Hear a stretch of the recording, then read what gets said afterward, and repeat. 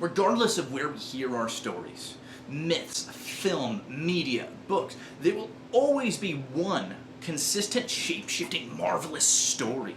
There's an underlying thread that brings them all together. Or at least this is the theory of Joseph Campbell in his book, The Hero with a Thousand Faces, which we explore throughout this series. What it's gotta be this time. Yeah. Sun starts to set and the moon shall rise. Joseph Campbell was a 20th century American professor of literature with a specific focus on comparative mythology. He was interested in the links that brought all these stories together. While so often we find ourselves discussing our differences, what makes our cultures apart and different, where those barriers between us exist, Campbell was interested in what brought us together, the ties that bind us, the similarities that we have with one another. And so this is where we begin our thinking. What is it that we have in common? What are the underlying psychic remnants that all humans share? This is a very interesting idea. Joseph Campbell developed it as an American thinker by going through a few steps.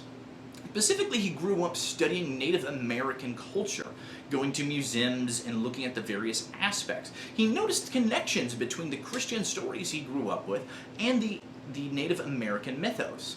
And so he found these similarities to be quite a little too consistent to be coincidence.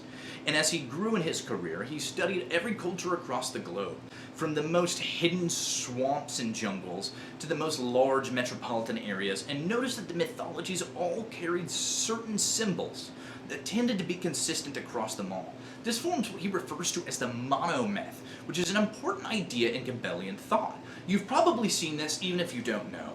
The monomyth is consistent in really most film and story.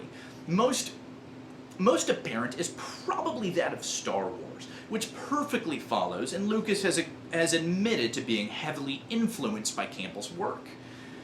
Ultimately, the monomyth is a series of steps in which the individual breaks from the status quo, engages in supernatural levels of struggle to achieve a new power by entering into the unknown, in which they must change and adapt, become a new individual, reborn, and then bring home this magical elixir to share with the community.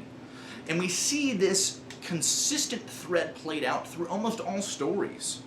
From Maui to Balder, across the board, we see this consistently discussed.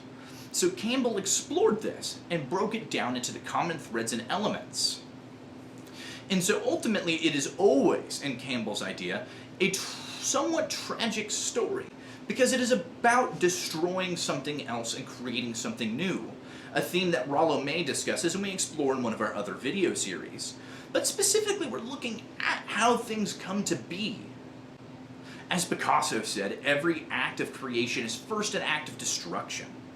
So the hero must go and engage in this way, which I think probably tells us a little bit about Campbell and the struggles that he had as he tried to develop his theory. He specifically looks at quite a few different ideas, and he ultimately decides that mythology is not necessarily tragic, but it is a divine comedy. It can somewhat be hysterical, as the individual must try to trick the gods to achieve and find what it is that his community needs to survive. And so ultimately he explores quite a few ideas. And he also discusses what it means to be a modern hero, which I think is really important to discuss right now. This is somebody who dares to heed a call, those that are able to envision something new and do what it takes to bring that manifest. These are individuals that are willing to engage, change, try, and experience new things. This is somebody who is typically cast off, somebody that has been removed and disregarded from the rest of society.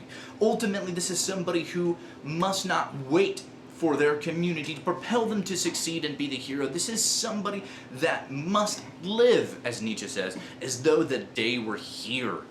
It is not society that guides the creative hero, but it's precisely the reverse. The hero will come to guide society. This is the individual that will come to take us to new ideas. History, biography, any science can easily point to the lack of reality behind these stories.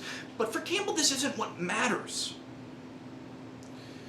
These images exist on a more primordial level.